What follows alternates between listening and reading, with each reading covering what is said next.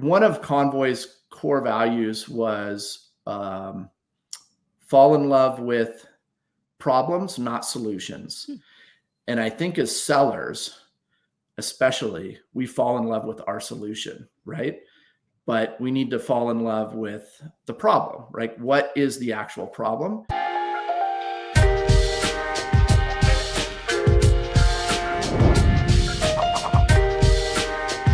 Welcome into another episode of Everything is Logistics, a podcast for the thinkers in freight. We are proudly presented by SPI Logistics, and I am your host, Blythe Brumleve. And today we have Michael Gray. He is the agency owner over at SPI. We're going to be talking about building a book of business in a down market, which I'm sure is incredibly relatable to plenty of folks out there. Seems like, we were just speaking before I hit record, that everybody is kind of, just down on the market. I think there's, some peaks of, some hope that second half turnaround for 2024 will take place. But you said in our pre-show doc that I've added 9 new customers in the last 6 months and more than doubled my revenue. So how the heck are you doing it? First, and welcome to the show, by the way. Yeah, thanks. No, thanks. And I appreciate you having me here. So I'm actually up to 12 new customers for the year. And I'll say there's a caveat with that not all customers are created equal, right? So I try to work with customers that fit kind of what I want to do. So, there's kind of a weeding out process there. So I would say there's 4, just off the top of my head, since the beginning of the year, probably 4 customers that I've identified as like, these are the guys I want to work with. They're great shippers. I'm able to build a relationship, build rapport with them. And, I kind of have like my ideal shipper profile that I want to go for, and it's different for everybody. And so I have that, and I choose. I feel like I've been in freight long enough where I know that, not all shipper relationships are the same, and there are shippers that aren't great, and there are shippers you just don't really want to work with, right? And I choose to just kind of exit stage left on those relationships and put more focus on the ones that are going to matter over the long term. So, I've been able to add some new customers, and I don't know where you want me to start elaborating on that, but. Yeah, I the ideal shipper profile, which it sounds a lot like, I run a web agency and very similar to a marketing agency, where you kind of have to learn the hard way of which customers you really want to work with and which ones you don't, and which ones are just easy peasy. And then the ones that are, kind of challenging, but still worth it. And then the ones that you just can't wait to fire. So it sounds like it's very similar in the freight agent world as well. Yeah, that's very true. And so one thing, like my ideal type of shipper is kind of like a small to medium business. They're growing to where they're at the point where they, maybe it was like the CEO or they had some people that were doing the freight, but that wasn't their core job, right? And now they're like, hey, we need to figure this out, right? And they're at a point where, hey, we're gonna hire like a logistics coordinator or something like that, and maybe they're not quite there yet. They don't have enough freight to justify that kind of budget, and that's a lot of the shippers that I have. I'm like the only guy that they use, right? An less ideal candidate, shipper for me is somebody who has like, they're using a TMS. They're blasting out a bunch of, bids to people and just churning through, and I'm not against people using software. I don't want you to think that, but, churning through a lot of brokers, having a big broker pool, a big carrier pool, and hey, you get this spot notification and you're bidding against 20 people for 1 load, or maybe it's 10 loads or something like that. It's super hard to get in there and actually make a difference with those type of customers. And I feel like that's a really good fit. And there is a place for those type of shippers. And that's like for a bigger brokerage, right? As the agent model doesn't really work in my opinion, but I'm not, I've as soon as I say that, I'm going to go find a customer that does that, and they're going to be my favorite one. So that's the way life works. Yeah, so it's kind of, being able to build those relationships and then build that rapport with them, build trust, and then just get to a point where I just kind of act as their logistics guy. Right. And I have people texting me from different divisions of the company or emailing me or calling me and say, hey, we need this. And they're not even, I rarely get asked for a price on it too. So, I have that kind of a level of trust with that. And if I see where I can build that type of trust with that shipper, then I move forward. And that's, kind of my ideal client. So how long have you been a freight agent? So I've been with SPI for 4 years, 5 years, 4 or 5 years, something like that. And I've had it as kind of like a back burner type of thing. I've done some other things as I've had my agency, and I've had other people run it for me. And I was pretty much not involved with it at all. The day-to-day operations. Had some shippers that I've met over the course of the year or years. Like one of our big accounts, they just email us the load list every week. We have set rates. We have the same drivers. I have the same drivers that have done these loads. That's all they do is work for my agency. And that's all they've done for years. And it's the same. I think there's that one customer, we have like 10 different drivers, and we pretty much keep them mostly busy most of the time. And so everything, there wasn't, we would almost never post a load. Like maybe if we got into like a really big pinch, we would, but that'd be like once or twice a year we'd post a load. And so I was able to really scale that, have someone else run it, and pretty much essentially act like a dispatcher and dispatch those loads. And I had that as a, kind of like a side business. And then I decided to go all in this year. And so I can get into that a little bit if you'd like, or yeah, I would love to hear that story. First, though, I did want to cover. So you said 4 or 5 years. So you really did you start the business during like COVID or pre-COVID, or how did that? I guess how did you come to the conclusion that you wanted to start up an agency? So I'll go back a little bit more than that kind of start. So I started my career in freight working for my dad. We had a small trucking company. He had like 5 trucks, something like that. That was in the early 2000s. It was probably the year 2000. And I did that for about 15 years. Oh, wow. We grew that up to, we had 25 company trucks, 10 owner operators, heavy haul, specialized. We did all kinds of like crazy, huge oversize. It's so fun and I love it. And just like we did one load that was like 180 feet long. We've done like 22 feet tall, 20 foot wide, like, where they're dropping power lines and all this stuff and closing roads. And so that kind of stuff, like, it's really cool. I love that. And hopefully I can get back into that, doing that someday. It hasn't really panned out on the brokerage world. I had to step away from the family business for a lot of reasons that I won't get into, but I had to step away. And then I met Dan Lewis right around that same time. Dan Lewis is CEO of Convoy. And, part of what I was doing with company business was within Salesforce. I was trying to build some like automated tools to dispatch. And this was like 2013, something like that. And so a friend of a friend, we kind of introduced each other, and I was using Salesforce is great. It's like a platform that you can build. You can really customize the heck out of it. And I wanted something that I could take, from cradle to grave on one load, have all the information in one place, all the permitting, all this stuff, and all the way to the end to where the driver gets the dispatch via a text, right? And saves that information. So anyways, that was something I was working on because I knew I was stepping away from the business with my parents, and I wanted to get some software set up to where the business would continue on, and they would have all that kind of tribal knowledge that was in my head.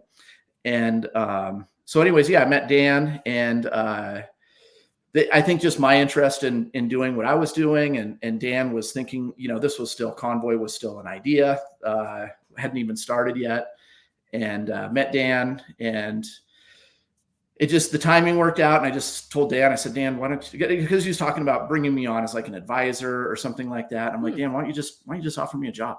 And he did. So I ended up being the 12th employee there at Convoy, the founding account executive. And this does all lead into the question of like how I started an agency. So it was an awesome experience. I could spend a half an hour on my experience with Convoy.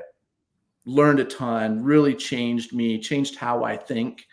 And I Really? got to just, I would love to explore or pull yeah, on that thread a little bit. sure. What do you think has been the most impactful thing that you learned at your time at Convoy? There's so much. I think it taught me how to think differently. The status quo is, this is 2013, 2014, and we were talking about dispatching drivers via an app like Uber. And there's a couple companies that were kind of doing it, but nobody's really successful at it. I'm not going to say that Convoy was the first, because there's like 3 guys doing it all at the same time. I think Convoy was able to take it the furthest. But, I was an industry vet running a trucking company. And like, I'm like, you're not going to get a driver to use an app on the phone, right? This is 2013, 2014. Look at us now. Like everything is on an app with drivers, getting a macro point, Project 44, all the tracking, truck stop, DAT, it's all on an app. And, not just not accepting the status quo as the way that things work in an industry. And I think working with people who had no experience in the industry, but had a lot of experience in building a massive, like a marketplace, right? And they were like, why wouldn't a driver use an app? I'm like, well, because they're a truck driver, like things like that. And they would just be, no, I think they'll use an app. We should try it. And I'm like, okay, it's stupid. It's a stupid idea. Nobody's going to do it. But like really, it was like they were the way they thought was so foreign to the norm in trucking, and then there over time, we had all these different initiatives and things that we did, and I learned that, hey, you know what, they're kind of right in a lot of things, like this will work, right? Drivers will do this, like I think Convoy was probably one of the first like book it now type of app, where you could go on and book it or send a bid. And, nobody would have thought that would have worked. And it did work, right? And now even on DAT and Truck Stop, you see that book it now feature. And that was a pretty big initiative there at Convoy. So like, to circle back to your question, like learning, it changed the way I think. And I think it also changed how I approach things, where I don't. So let me. One of Convoy's core values was fall in love with problems, not solutions. And I think as sellers, especially, we fall in love with our solution, right? But we need to fall in love with the problem, right? What is the actual problem? And finding out, and tying this back into talking with shippers, and my, kind of my success in selling lately is that's how I approach talking to shippers. I'm not here like, hey, I'm an agent and I'm going to be the best thing in the world and I deliver everything but babies. And, like, I'll do whatever you want. Right. And I'm your solution. Right. I feel like a lot of times in sales, we go into that with that mentality. Whereas if we took it like, hey, like, you have to build rapport a little bit, and then let me asking questions to draw out from the customer how they think about their freight and their freight problems, and then that helps to to sell. Are you in freight sales with a book of business looking for a new home? Or perhaps you're a freight agent in need of a better partnership? These are the kinds of conversations we're exploring in our podcast interview series called The Freight Agent Trenches, sponsored by SPI Logistics. Now, I can tell you all day that SPI is one of the most successful logistics firms in North America who helps their agents with back office operations such as admin, finance, IT, and sales, but I would much rather you hear it directly from SPI's freight agents themselves. And what better way to do that than by listening to the experienced freight agents tell their stories behind the how and the why they joined SPI. Hit the freight agent link in our show notes to listen to these conversations, or if you're ready to make the jump, visit spi3pl.com.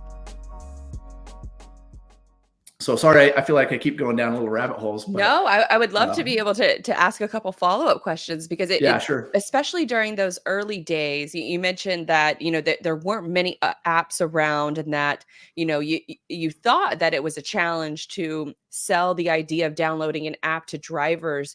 What did that process actually look like? Were they apprehensive? Were they a little excited? I imagine it's probably a mixed bag. Yeah, it was, I remember the early days of Convoy. This is like pre-Series A, right?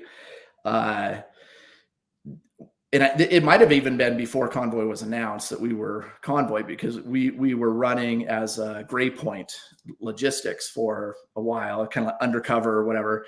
Like we would, so we were not in the app store, right? But we did have an app. So, we would literally get a guy to go do a load, and then we would drive a phone out to that driver and give him a phone with the app on it to use it. And like, I remember Grant Goodale, like when he was the co-founder, he's like, we don't even know where all these phones are at. Like, we're just gonna have to write it off, and it was funny because at that point in time, I was like, hey, can I have a phone, like with a phone number? And I still have that same phone number from, from Grant that day, because I'd lost my phone with leaving my parents' phone number or whatever, leaving my parents' company.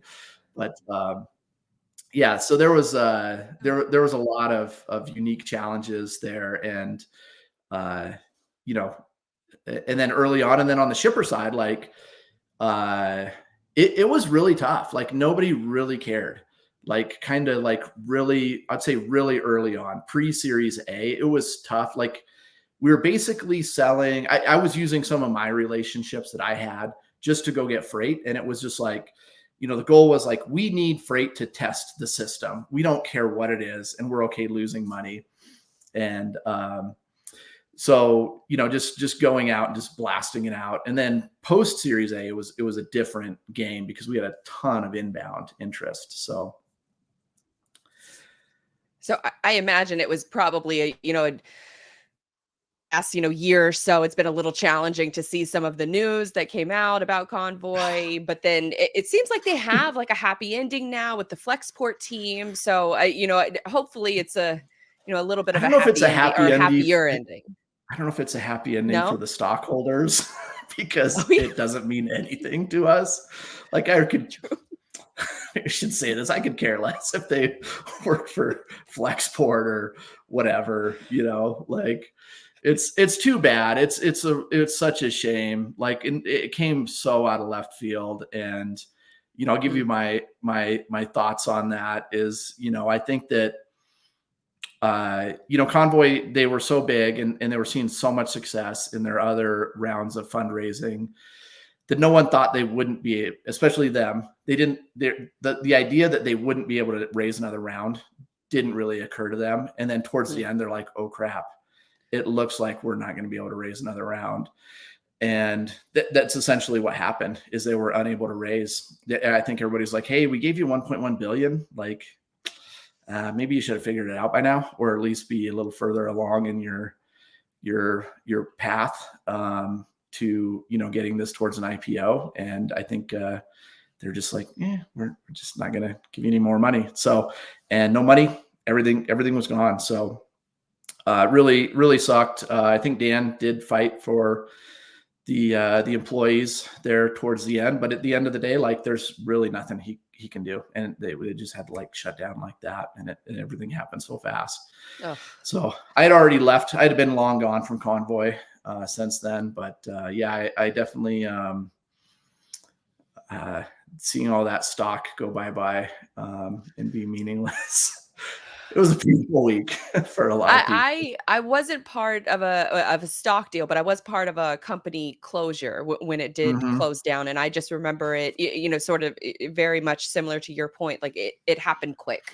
Hmm. You thought you would have a little bit more runway, and you think things were challenging, but it didn't. I mean, until you literally, I was at a dentist appointment and got a text saying company shut down. Like it was just that drastic. And so I think Hmm. for to your point, it just happens so quick. And when things happen so quick, then it's almost like you see all of your work that's just given up, almost like a yard sale. And that it has to be gut wrenching. So I didn't know if maybe there was a little bit of like solace that it lives on with Flexport, but maybe not, because considering you don't.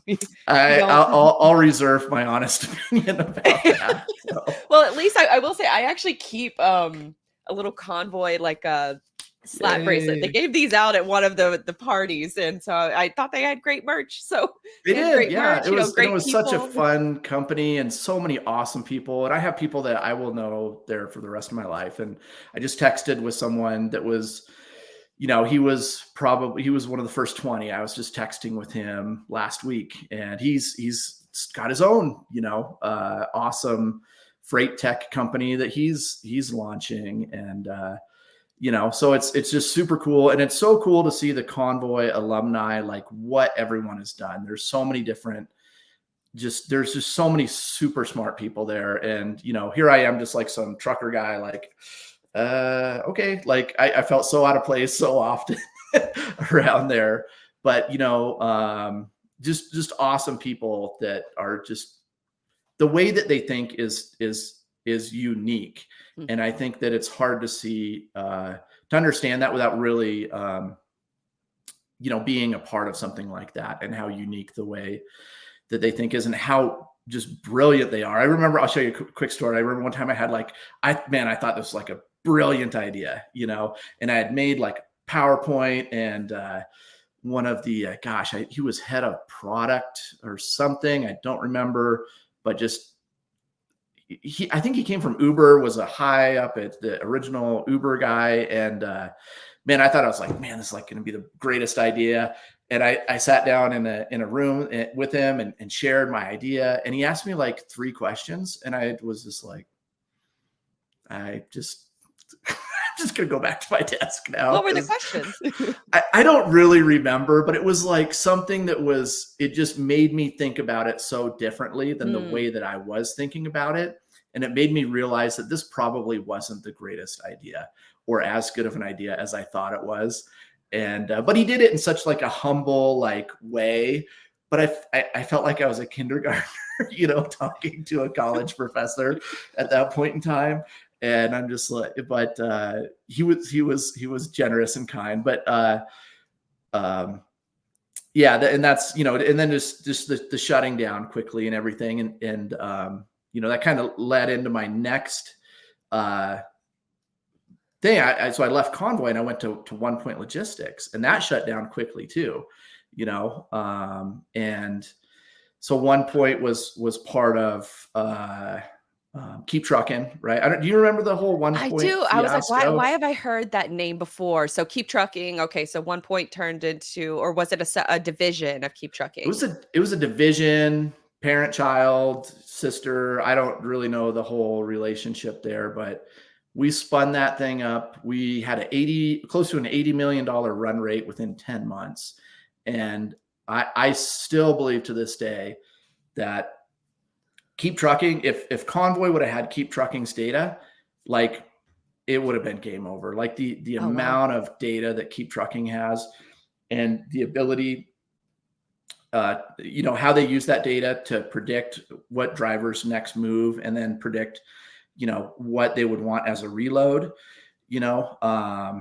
it was something else. And then that shut down super quick too, where they were hiring right up to the last day. Oh, wow. And, I saw that, and that's what led me to go to SPI. That was right. It was 2 weeks before COVID. They laid everybody off, 380 onshore employees, I think. And then like close to I think it was over 500 offshore. employees and just laid everybody off like that. They kept me and like 12 people on for a little while, for a few months. That gave me some runway. And I was just like, I there's too many things here that are not in my control. And that's what led me to SPI. And I had worked with an agent when I was with my parents' trucking company. We worked for like maybe 3 different brokers. We were mostly shipper, direct to shipper, and that's it. I don't even think we didn't even have a load board till like almost the last like 2 years or something. We didn't even have subscriptions to the load boards. And that was one thing I caught it from my dad, like, only a handful of shippers, like just a couple or a handful of brokers. Don't put yourself out there to too many brokers, because it won't build a good business. And I still believe that to this day, even though I am a broker.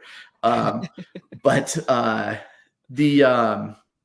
one of the brokers we worked for was Colette Charbonneau. She was an agent, and back then, so I've known Colette for 20 some years, and she's one of the top agents over there. And she had great flatbed freight. And I called her. I still had her cell phone, her number programmed on my cell phone, and it's like, Colette, I'm thinking about doing something. She's like, you should join SPI. And I'm like, okay, hook me up. And then I talked to the people involved and told them, what I had as my book. And, and it just kind of kicked off from there. Brokering success demands a battle-ready strategy. TIE TMS equips freight brokers with the ultimate battle station for conquering a tough market. With TIE, brokers gain access to a comprehensive platform where rate intelligence and quote history converge on a single screen. It's not just a page, it's a strategic command center designed to help brokers win. TIE equips your team with all of the data they need to negotiate with confidence and allows them to communicate directly with carriers and customers from a simple control base. Revolutionize the way your brokers perform by giving them a competitive advantage with TIE TMS. For more info, go to tai-software.com/battle stations, and we also have a link for you in the show notes to sign up for a demo. I was going to say, so you went from these situations where it was a lot of, I guess, sort of turmoil, and you were looking for stability. So you jump into the world of entrepreneurship, which is so many ups and downs. But and I feel like we're with each other here. At least you can count on yourself and not outside factors that could play a role, of course. But you're ultimately counting on yourself. Yeah, exactly. And that's, so I was working as a sales manager for another kind of big box digital brokerage and kind of training some of their team. And I was laid off from them this last November. And it just came to that point, like, because I always wanted that salary and the health insurance and stuff. And it's like, that's stability, and it just hit me like, this is not stability, It's stability is what I can build myself and what I have control over, right? You can be the best salesperson in the world. Like, look at C.H. Robinson. They just laid off half their sales staff. And, some of those people were really good, at selling freight. They didn't have half their team just being, a bunch of knuckleheads, not making any numbers. And now, I mean, those people are out, and they probably have a non-solicitation agreement too, and that's, to me, like, that's frightening. If this is how we make our living, I would rather do it myself. And then, you can deal with, with being an agent, it's just like everything. There's freight is a roller coaster. And I've been doing this since, 2000, and I've seen a bunch of roller coasters, and, this isn't the worst roller coaster I've seen, the worst down, that I've seen in the industry. And I don't even think it's really that down, but so that's kind of my long story of how I became an agent. And I'm just, there was somebody posted on LinkedIn, and it really struck me as I was thinking about, do I go on my own? Do I go, cause I could go get another job at a tech company, sales and blah, blah, blah. I'm sure I could. And, So I saw this post that said, a salary is the price they pay you for giving up on your dreams. And I'm like, yep, that's it. It like gave me chills. And I'm like, I'm going all in, and I'm going to do it myself. And I'm going to build something that's going to last, and no one can lay me off. No one can say, hey, Mike, you can be the best salesperson in the world. And I'm not trying to say I am the best salesperson in the world. I'm like a probably above mediocre salesperson. I've worked around some really great salespeople, and, nobody can say, hey, Mike, you had like the last 2 quarters, looking pretty rough here, you didn't onboard any new shippers. So, I can have that conversation with myself, and I'll probably beat myself up just as bad. But at the end of the day, it's up to me. And I think that motivation, that there is no comfort, there is no cushion, there is no, hey, this deposit's coming twice a month regardless, right? I don't have that. It's 100% commission. And you just got to go, you got to go get it every day. So there really is no motivation as far as like the thought process of not knowing where your next check is going to come from. And I think that that's driven, for, just the freight agent model in general, which is why I just love talking about it, because it's so just, you're an entrepreneur at heart, and you're combining your entrepreneurial spirit plus the relationship factor that is still so important in logistics. And right. With your history at working at these digital freight brokerages, and then also with your sales background, you just mentioned C.H. Robinson, laying off, half of their sales staff. I'm curious, as for like a big picture point of view, because then I want to drill down into, more of like the sales details and your sales strategies and the way you think. But as far as like a big picture of what the sales role looks like in freight, what do you think that looks like now and how it's evolving in the future? That's a really good question. I think I can tell you I'll start by saying what I think doesn't work. And we see a lot of what doesn't work these days. And it's kind of a pet peeve of mine, because it's like, we all get spam calls every freaking day, and it drives me nuts. Like, and you have to, if you go talk to an enterprise shipper, they're like, every one of them will tell you, I get at least 10 calls a day, and emails. So I think what doesn't work is like, this whole like sales cadence. I have a joke that I say, like, the people who sell this sales cadence software are some of the best salespeople in the world, because they convinced a generation of salespeople that the only way to sell is through a sales cadence. And don't do that. Like, in my opinion, I soapbox for a second, but like, seriously, like, all you're doing is making people mad, and you're muddying the water for, if you're part of a bigger company, and I've seen this at bigger companies, these guys who get these cadences going. It's like, oh, here's ABC Freight Company, and they just emailed me and sent me a message on LinkedIn and have called me 3 times this week. You know what? Like, dude, just freaking take a cold shower, bro. Like that, if that person was interested in working with your company, they're probably not anymore, because you just freaked them out. Nobody, when you start to talk to somebody, you have to realize that the first thing that they're thinking of is like, how much time is this person going to waste, and how can I get them off the phone? Those are the 2 things. You get somebody call and you accidentally answer a salesperson who wants to like update your vehicle's warranty or some crap, right? And you're trying to be polite. That's what you're thinking, right? But if that person can kind of somehow build rapport with you in that first couple of sentences, and I think that is my sales, kind of part of my sales methodology is like, just it's tonality and building rapport, and not being a freaking, we're not trying to get a restraining order against us. We're trying to, get these people as customers. And I feel like that's how we treat a lot of people in freight sales, is treat these shippers. And I think it'd be great if I had like a magic wand. I'd just tell everybody, just, salespeople, just take a breath, like just it's going to be okay.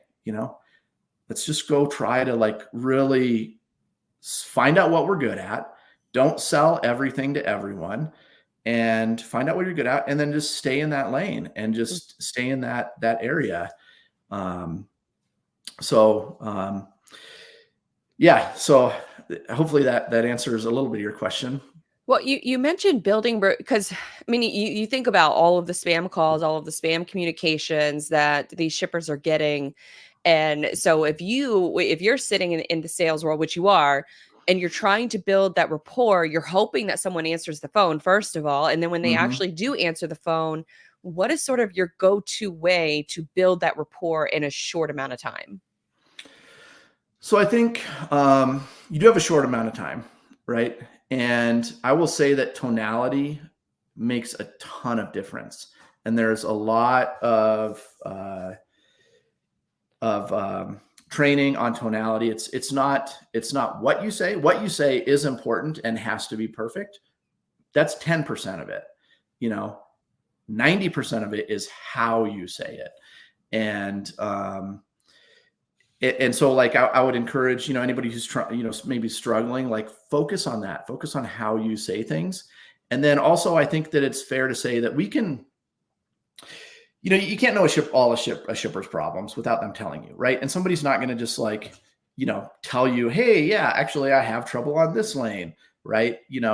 When you call them out of the blue, they're, maybe they will, but if they will on the first call, I don't know, maybe they might be not really an ideal shipper, because they're probably telling that to 50 other people and bidding it out and giving it to the cheapest person. Right. So, it's what you say. And I always, just like a cold call tip, I guess, Mike, cold call tip, which I feel like I'm good at, because Please, yeah. I don't want to pat myself on the back too hard, but like, I make maybe 5-10 calls a month, and I land and I move a relationship forward with one or two of them. And, spending that time I listened to your podcast with Chris Jolly the other day, and listen to him sometimes, but what he says is like, own your backyard.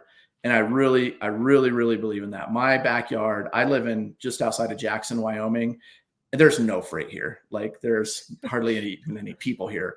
So my backyard is Wyoming, Southern Idaho, Montana, Denver, Salt Lake, right?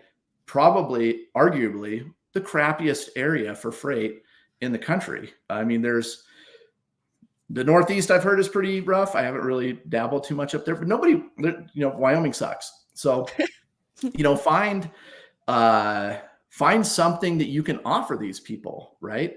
Nobody wants freight coming to, I'll just use Wyoming as an example. Nobody wants freight going to Wyoming, and you have to know what kind of freight comes into Wyoming. Okay, you got a bunch of oil field stuff that comes in. There's a ton of work going on in the energy sector. Bill Gates is building a nuclear power plant here. Facebook is building a data center in Cheyenne. And, so there's a ton of stuff, and there's massive solar projects coming in. It's like, look at those shippers who is bringing this stuff in, and calling them and saying, hey, I run a freight agency out of Northwest Wyoming, and I specialize in bringing freight into Wyoming. And I see that you guys are working on this nuclear power plant in Kemmer, Wyoming. And I shouldn't even said that. Now somebody's going to call them and you know what I mean? Like going in with something like that, like, yeah, we specialize. I have a ton of guys that they run emergency loads up here from Utah and Denver, because those are the closest metros, right? That can just get the freight up here. I have a really good relationship with a ton of truckers, and that perks their interest. Like, hey, this guy maybe actually can help me, because no one else is doing this type of freight, or if they are talking, they're a big, massive equipment company or power company or something like that that's building this, or construction company. They probably have relationships maybe with some bigger brokers, and maybe those brokers are like, oh, Wyoming, like nobody wants that freight. And then here's this other guy that's calling me, and he wants the freight. He has the trucks, right? So I think that it's like going into a cold call, you have to make assumptions on what their pain points are. And it's not always that difficult to make those kinds of assumptions. And I feel like I'm a big believer in just thinking about things, right? Which sounds kind of stupid, right? But like, if you're like, hey, here's this project coming up, don't call them that same day. You know what I mean? Like, just let it marinate for a few days or a week, and then it's kind of amazing. I feel like just things just come to you where like, oh, hey, maybe here's this whatever that they're going to have solar things, and we find out in a news article that the solar is coming from Arizona, and then you can just Google like, hey, Phoenix, Arizona solar manufacturers, right? And give them a call. And then you have all this background going in. And it's not just like calling them like, hey, this is Joe from ABC Freight. Like, can I give you a bid on a load, right? Or you're blasting them 4 different emails and pinging them on LinkedIn because you have the greatest AI, whatever thing that's going to deal with their freight. And, people don't super care about that anymore. I feel like not a lot. Some people do, but so anyways, I tend to ramble. So if I ever am rambling, feel free to just derail me. Oh no, I was going to let you go. Cause it's really interesting to hear. It almost sounds like when you're making these cold calls, they're not really cold calls because you've already done the research and you're approaching them with solutions to their problems. And these problems, they might not even know that exists, or the problem might not be like a front burner item. It might be a back burner item that they just deal with. So it sounds like you're doing a lot of research ahead of time before you even make I don't want to even call it like a cold call. It sounds almost like a warm introduction. I is probably the better way to put it. But what does that research process look like? Or is it just a pivotal part of your day to read up on local news and own your backyard, to Chris Jolly's point? I think it's owning your backyard. And then I feel like I have an unfair advantage because I specialized in flatbed freight. I do a lot of power only and a lot of flatbed freight. It's probably 50-50, right? And with flatbed, it's kind of easy to see what's going on because you can see what's on the trailer, right? Dry van, reefer, you don't know. It could be empty. It could be a load of shrimp. It could be a load of basketballs. Who knows? Kind of seeing what's going on. And you can see a load of equipment going down the road or a load of, whatever. And sometimes it's brand,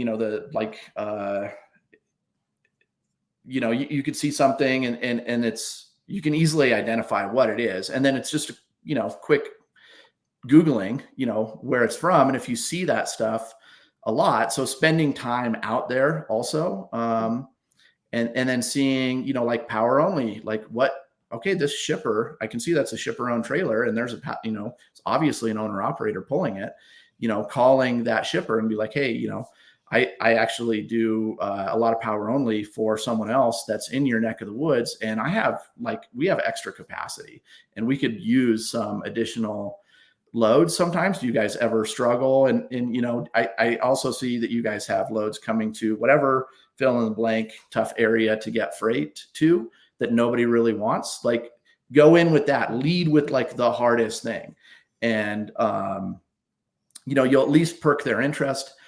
And then, so that's part of the research. And then I'll say also the next challenge is to not be an annoying person, right? There's sometimes I'll talk to somebody and then not talk to them again on purpose for two or 3 weeks.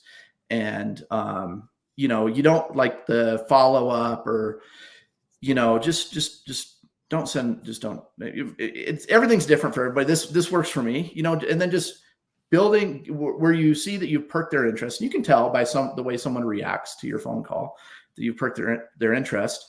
And then just don't be annoying, right? Because everybody in freight is annoying. And I will even call on my next call back. I will say hey, I don't want to be that annoying freight sales guy, but do you have something, heading out to whatever this week? I'd love to work with you. Here's some things that I've helped other shippers with, that, does this resonate with you? And like you said, you made a point that a lot of shippers don't know what their pain points are.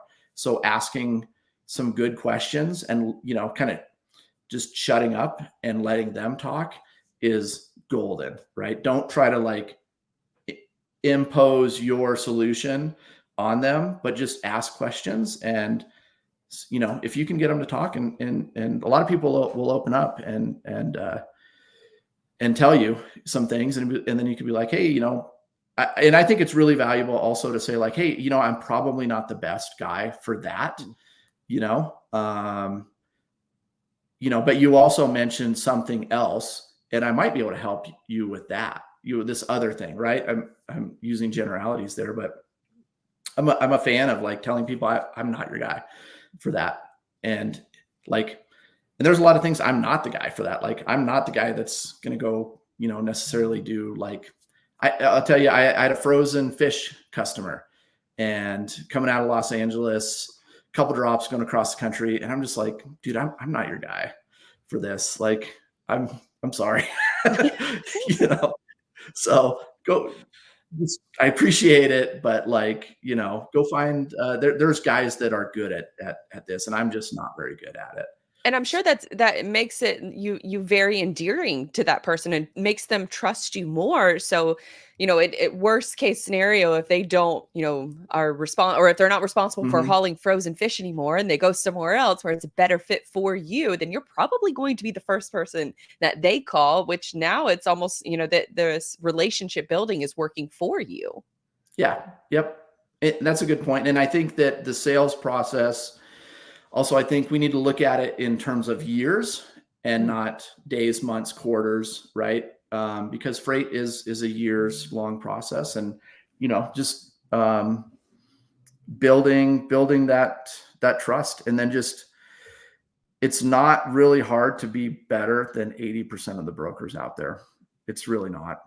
That was one of the things that Mike Mikulik, who VP of Sales over at SPI, he has mentioned a couple times about their internal training on helping their agents upsell their existing customer base, and how it's really helped. When other freight brokerages out here are really struggling, it's really helped SPI and their agents really thrive through this down market. And I think that is an important takeaway, because for it's very much, as far as like sales tips that you see in the freight world, it's spray and pray. It's all of the cold calling. It's download a lead list off of Zoom info and just mass email everyone. And your approach to building the relationships, doing the deep research before you ever even pick up the phone and call them, sounds like a much more just sustainable pathway to, happiness and income. Is that a safe assumption?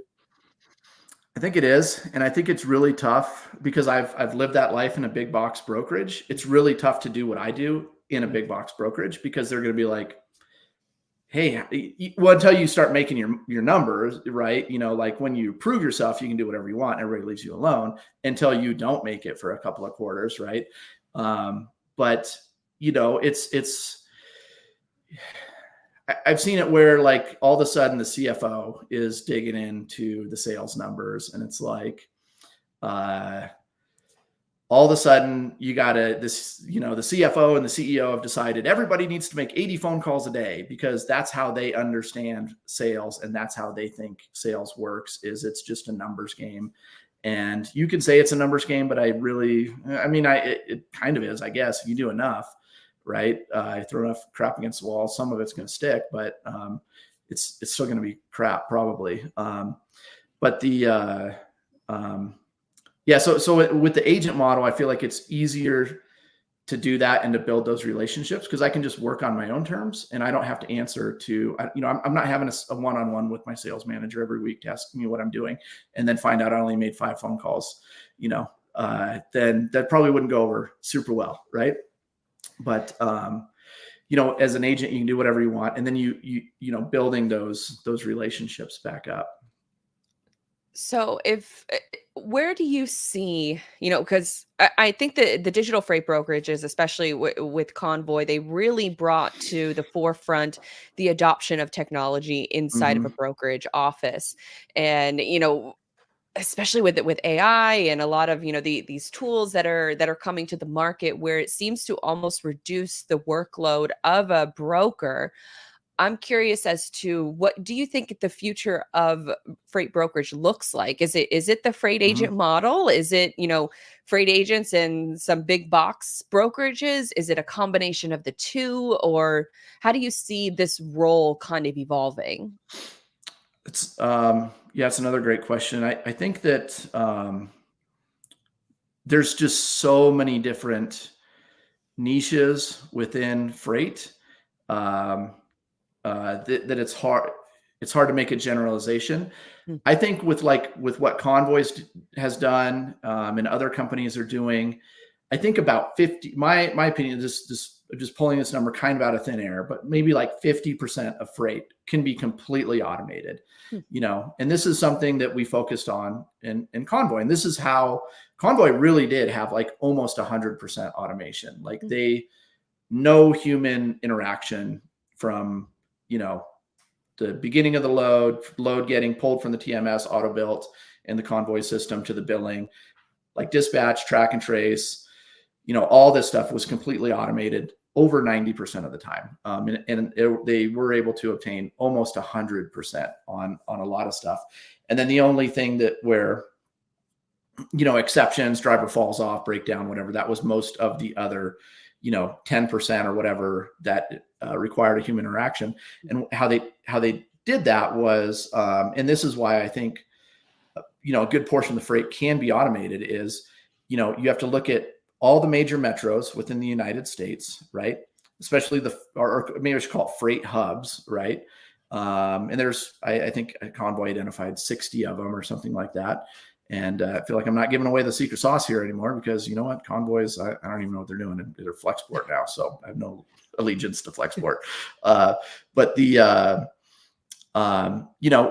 to start with freight hub to freight hub, right? If you have Los Angeles to Chicago, right? There's a ton of drivers that do that all day long, right? Chicago, Atlanta, right? Fill in the blanks, all the rest, right? And then it's next is like, what type of freight takes the least amount of human interaction? And that's dry van, reefer, right? Not so much flatbed, because you kind of got to talk to a flatbed driver. Hey, do we need straps, chains, binders, pipe stakes, whatever? There's a lot of, so the least amount of accessorials as possible, right? So think like a load of toilet paper for Kirkland, right? You just shove it in there. I heard somewhere that each Kirkland facility sells like a load or two of toilet paper a day, right? So there's a ton of that freight, right? Going probably from the Kirkland manufacturing center, wherever that is, where they get the toilet paper, I'm just making it up, to the Costco distribution center, and they have DCs all over, right? So just take that one type of freight, shove it in the back of the van, close the doors, go, right? You don't really need to talk to a driver about anything. He can look at that on an app, know what it is, know what he has to do, bloop, right? Done. That can be automated, and there's a ton of that going on. But there's also a ton of stuff that's like, like last weekend, I had a shipper call me 4:00 on Saturday of 4th of July weekend. Maybe it was weekend before last, I forget. Wanting a team to pick up in Southern California, flatbed team to go to Chicago, deliver Tuesday morning at the United Center, which is the hockey arena, and it's like, you can't really super automate that. Like, you need a guy who's going to get involved, and you got to find that truck, you got to find a driver who's sober because it's 4th of July weekend. Right. I'm joking, but, and there's a ton of that stuff that actually happens. And is not able to be automated, or it multi-stop stuff like that starts getting more and more challenging. So I think that I feel like the tech, there's like a pendulum, right? So the pendulum swung really far in favor of automation and tech, right? And we saw that like late 2010s, right? Pre-COVID, everybody is just going gangbusters over this stuff, right? And then, post-COVID, it's kind of swinging back where people are seeing the value in those relationships, and I think it'll like kind of level out in the middle, and somebody's going to figure out what can be automated, and that's going to be a great business for them. And then there's going to be a lot of stuff that you need somebody to deal with it. And sometimes that is because of the shipper doesn't have their processes like really together or know what they need. They need an expert to try to help them figure out, hey, should this go LTL? Should this go partial? Should this go truckload? Maybe, whatever, can this wait instead of shipping on Friday at 3 p.m.? Can we ship it on Monday and, save you 20%, right? Does it really super need to go? And so that's where I think that's where the agent model comes in, because we are, there's a lot of different nuances within agents, but like, I feel like talking to a lot of agents, that's kind of where we fit in, whereas we kind of end up being an extension of a shipper and their team, right? And so it's kind of like instead of hiring a logistics person, like you kind of get somebody and just, they upcharge the freight a little bit, and that's how you pay for them. So does email still, or social media, do these play a role at all with sort of, I guess places where, freight brokers should spend their time investing their time? I don't know. I think the only time I've landed shippers off of like social media and stuff is like right when Convoy was taken off, like that post Series A, Series B, you get these early adopters, big shippers who are like, hey, freight's broken. We've been messing with this for decades. You guys are doing something else. We want to talk to you. And those are some of those relationships that I still have is a lot of those shippers that I met early on who are early adopters. And so I think it does work if there's like something new, groundbreaking. But if it's kind of like the same old, I mean, I feel like it's kind of been stagnant. Like I haven't really seen anything super great come out. I will say that I am a big fan, and this is something SPI uses, and I'm a big fan of Highway and that carrier onboarding. And there's just so much fraud out there. It is just absolutely bananas. Like the days of sending a PDF, a broker carrier contract and a PDF, and the guy like signs it digitally and sends it back. Like if your broker's still doing that, like if any shippers are listening to this, like look me up on LinkedIn, because that guy's going to get you in trouble. Like, and if I can't do your freight, I will point you in the right direction of somebody who can help you. Like we just the fraud and there's oftentimes where I'll post a load, and I have like, I'll say that I have some good paying freight a lot of times, and where my shipper doesn't necessarily care so much about the cost, they need that truck, right? Mm. And so I'll post it at a little bit above market, and I'll get, phones literally blowing up, right? Faster than I can answer it. And so often, well over half of it is people, it's just, they will not qualify to haul with SPI.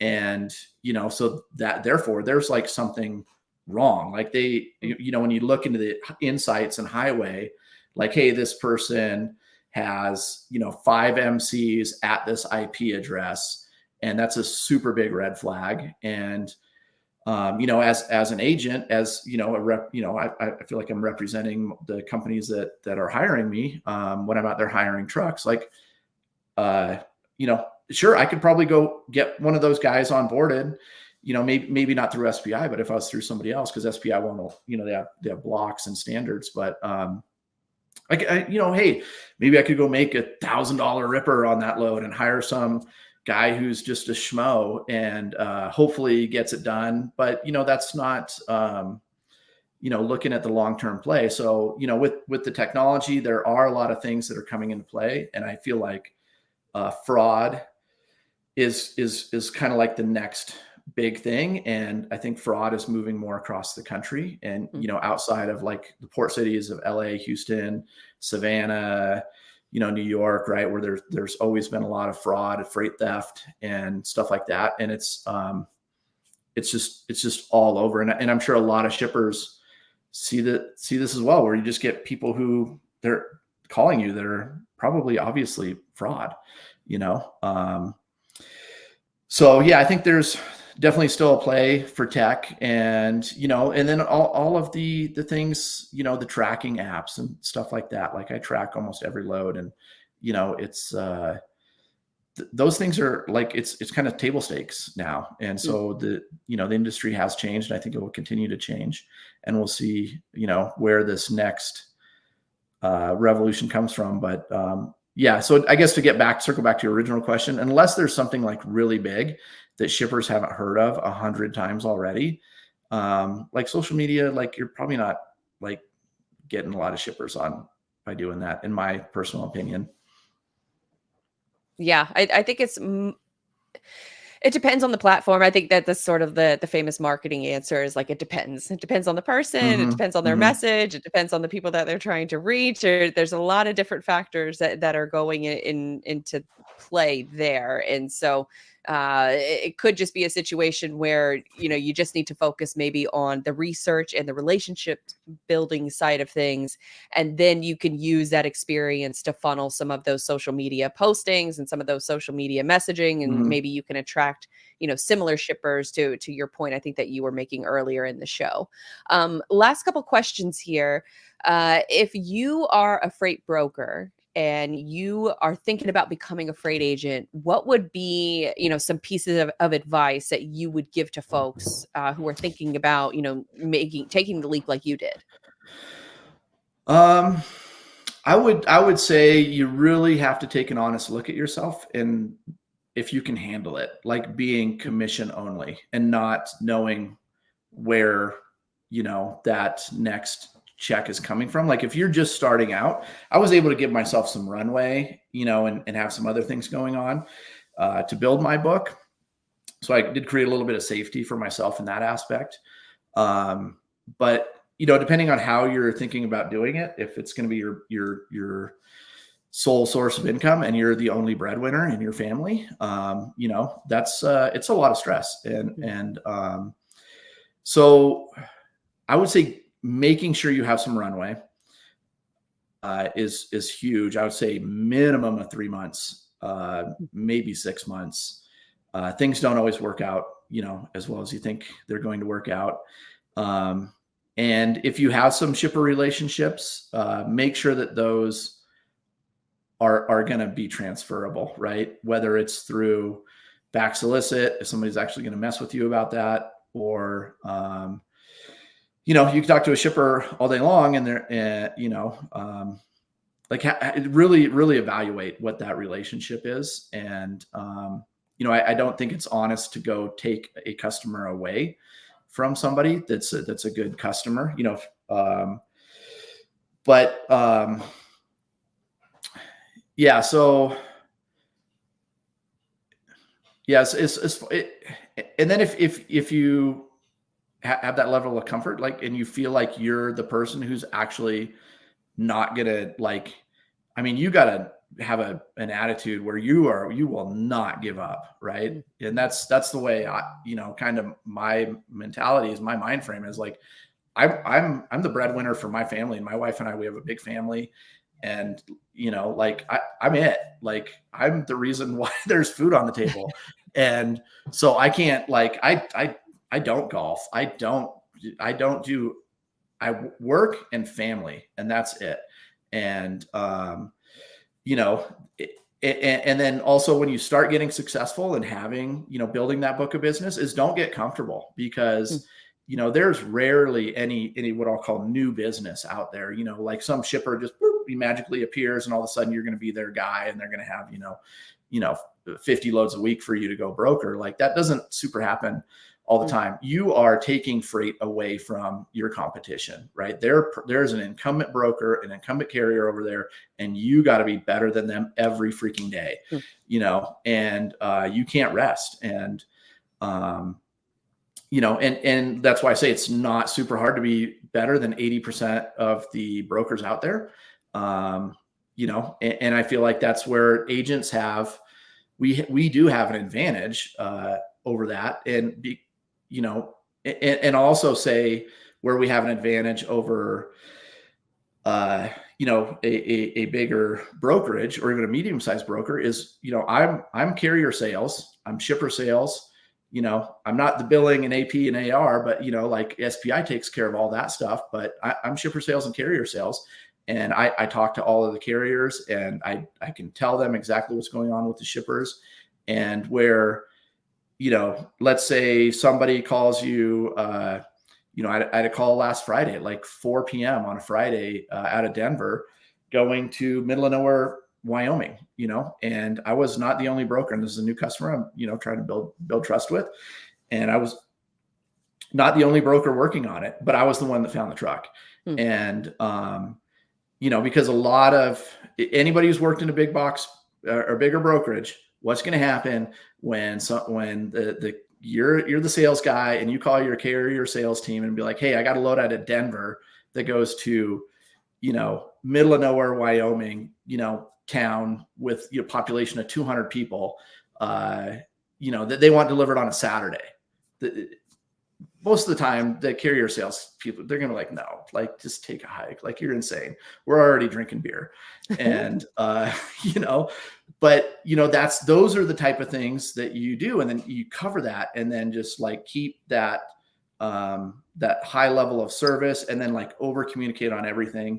And you'll win that shipper over, versus, and I know the broker that I was bidding against, working against also, and they're a pretty good sized brokerage. And they actually drove the price up for that shipper because they had it posted for way too much money. And the carrier, it ended up costing the shipper an extra $300 because they just posted a stupid price. And the trucker told me, I would have done it for your price. But this other guy posted it for more. And, and because I'm the guy who is talking to the shipper, I know exactly what's going on. It's Friday. This driver, owner operator is probably thinking, I don't want to get screwed over. I don't want to be going through whatever emergency crap and not getting good information, so they're looking at that. And so when they're talking to me, or they're talking to a carrier sales agent at a big box brokerage who doesn't necessarily know all the details, and I'm like, hey, bro, you can go in there, plenty of parking. You can spend the night there. They're going to load you. I got the guys, I'm like texting the guy right now as we're talking that I have a truck, and like, you're it, they're going to go with me because they're going to feel like they have that trust. And that's another thing is like, the carrier sales side of being an agent is also huge as well, and building those relationships with truckers. And I've worked with, I've been in trucking a lot, and that's the carrier side. And there's a lot of brokers, like, they don't care if they ever work with you again. And I want to, it's not uncommon for me to load a truck and then give him his next 2 loads. I would say that happens probably once a week. And, getting that. And then now I have like a bunch of truckers that now they'll text me like, hey, I'm here. Do you have a load for me? And because they'll remember that I'm the guy that, not only did I load them somewhere, but I found them a load going, A, B, C, and then C to D or whatever. And that's another thing that you can do as well with building those carrier relationships is be like, hey, I have a truck that's coming to your neck of the woods. Can you reload them with anything? Right. And you can have that same play that a asset-based carrier does, but you got to have those relationships with your truckers. So I know I said last couple questions here, but I got a couple more. So if I'm curious on the freight agent side of things, because it sounds like a lot of the tips you just gave are very applicable to the freight agent side. And so I'm curious if, maybe, another agent is with another company that's not SPI, that doesn't have these kind of, the tech suite to help you, the sales tips to help you further your business. What advice would you give to them to start preparing to switch companies, to switch agency providers?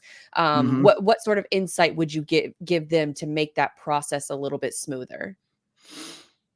So switching a book of business, that's something I've never really done. I've worked at a bunch of different companies and done a lot of things. And I really do love SPI. Like, and I'm not just saying that, like, one thing that I appreciate about them the most, and a lot of guys will find this applicable if they're working in other brokerages or agencies, is one thing I had to learn is to put my guard down with SPI a little bit, because they say yes to like a lot of stuff. Like, I have like this new shipper and then like some unique billing requirement, and they want you to do all these, stupid things, and it's whatever, where a lot of people are like, I don't really know if we can support that or whatever, or they have like a unique insurance requirement. I would say that's a big one, right? You need, whether it's high cargo value or, high trailer value, like with power only interchange with this one shipper, interchanges don't really work. So we got to have like a high value non-owned auto policy, which is something that the carrier has to like go get from his insurance agent. And, where I've seen in so many different scenarios, they're like, we don't really do that type of thing. It doesn't really scale. Right. And with SPI, like the first couple of years, I was like ready for a battle. Like, okay, here's all my points. Like, we're just going to be the biggest shipper in the world and blah, blah, blah. Right. Whatever, going in with this sales guy mentality of having to fight for my shipper. And they're just like, yeah, okay, yeah, sure, we can do that. I'm like, okay, cool, that's great. So that's one of my favorite things about SPI. And if you're working at an agency where you don't have those tools and that the ability to do that, like unique customer, because the riches are in the niches, right? Mm-hmm. So you got to find the customers that have those problems. And then, as far as like, if you're thinking about transferring a book, I would really start looking at what the tools that your current company has, like, because tech is super important. And hopefully I didn't seem like I was not tech forward, because I am very tech forward. But, there's certain things that you absolutely have to have. And SBI has invested in some pretty good, the TMS. I have no complaints about it. And I've used some TMSs that suck. Like, there's a lot of TMSs that suck. And that are just difficult to use and clunky and stuff like that. And then the tracking and tracing, if you're an agent and that's another thing. I think a lot of agents get charged for track and trace. It gets taken out of their stuff and charged additional for load boards and stuff like that. Those are all free. We get all of this stuff, highway, so really look at what that, because what that agency or what that the company that you're working for, kind of what tech offerings they're using, and then are they charging you for those things? And then also, like, everybody's like super nice. Like, I don't even. And that did you makes go to the rendezvous? It does.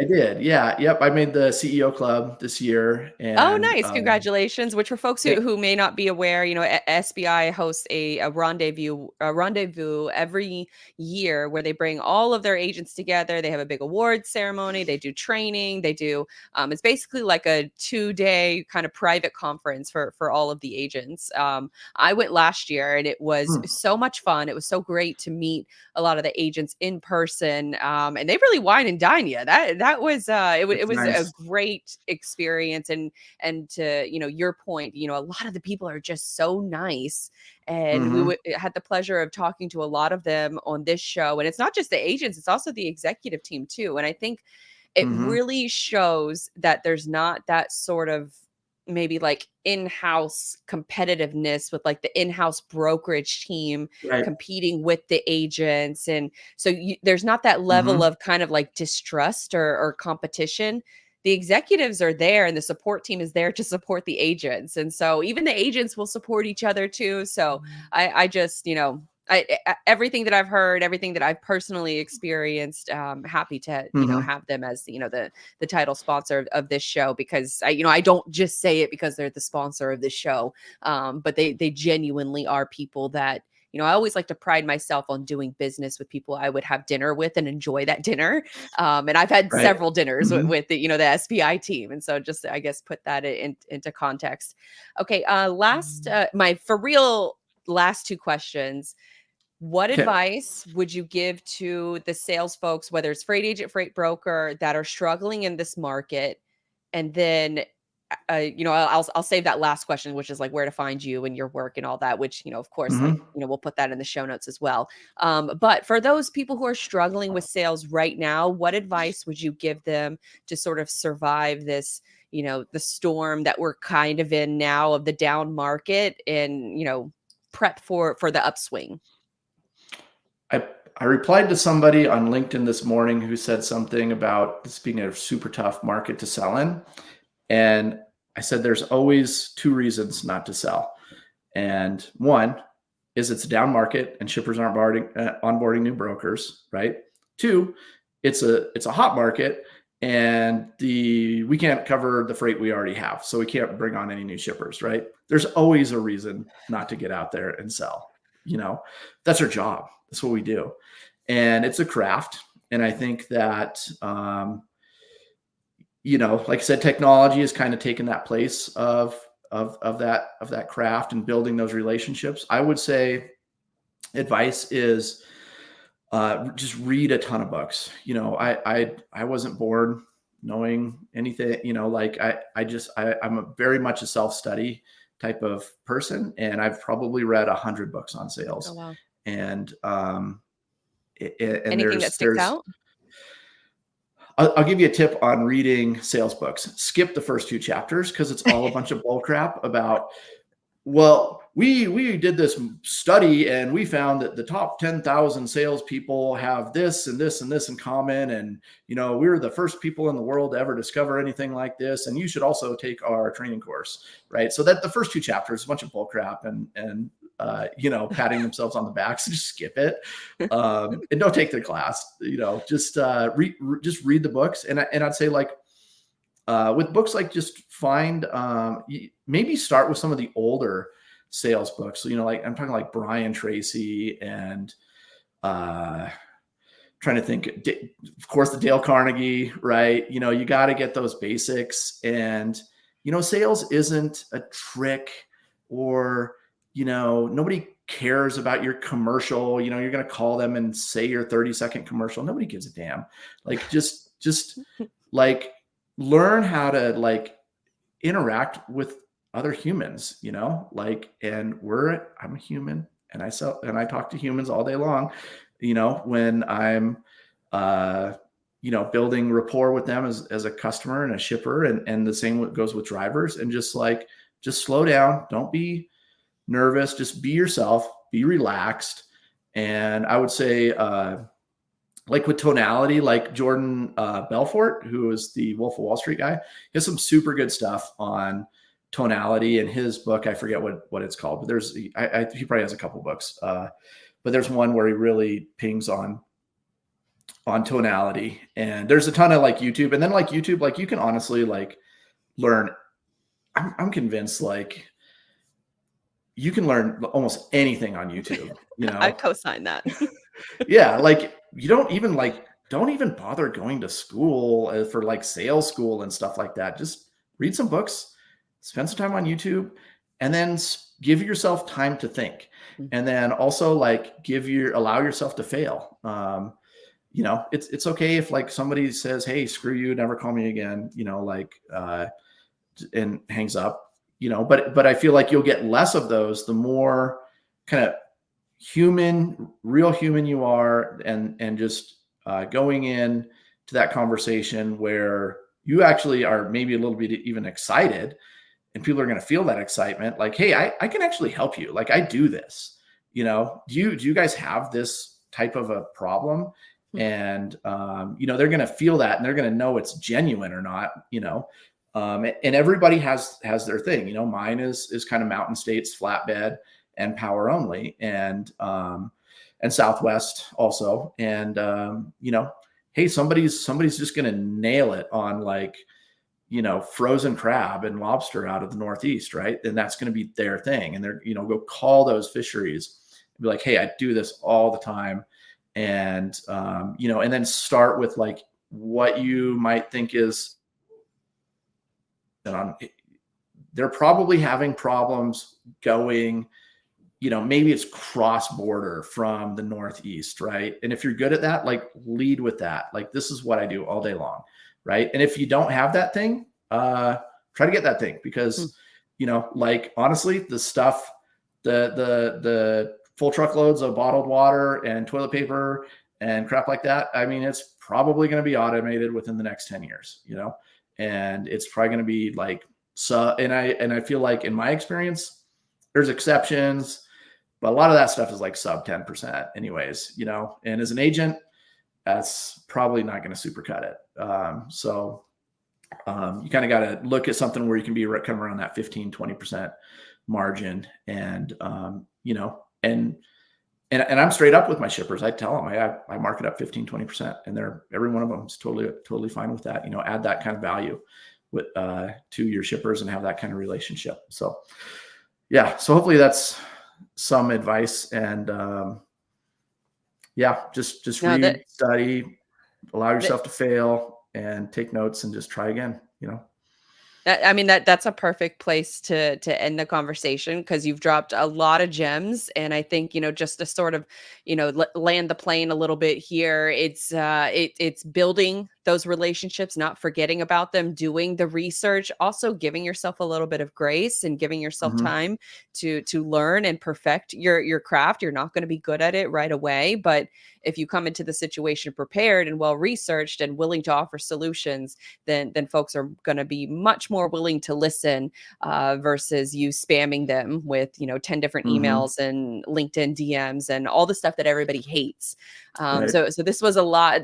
This was a really, really good, insightful interview. So thank you, Michael. Where can folks, follow you, connect with you?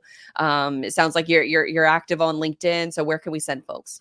Yeah, look me up on LinkedIn, Michael Gray out of Jackson, Wyoming. I'm sure there's more than one Michael Gray out there, but I'm the one from Jackson, and I don't think there's more than one of me here, at least in freight. So yeah, look me up, send me a DM, and I'm always willing to help others as well. Like I enjoy helping others. So if there's something like you're struggling or something like that, not really feel like you're getting going in sales, like I feel like I have the heart of a teacher, and I don't know everything. I'm not good at everything. I'm not going to try to say that, but like I do feel like I can at least ask some questions that'll maybe get you thinking about how you can do things differently and kind of change things up. So happy to help people sell. I'm happy to help people if you're a shipper and you need some freight moved. I can see if I can help you. So gotcha. Well, we will make sure to put a link to your correct LinkedIn profile in the show notes, just to make sure there's no confusion there. But Michael, thank you again. That this was really insightful, and hopefully it helps some people who may be struggling with their sales process and get them ready for the upturn, because the upturn is coming. So thank you again. Yep. Thank you.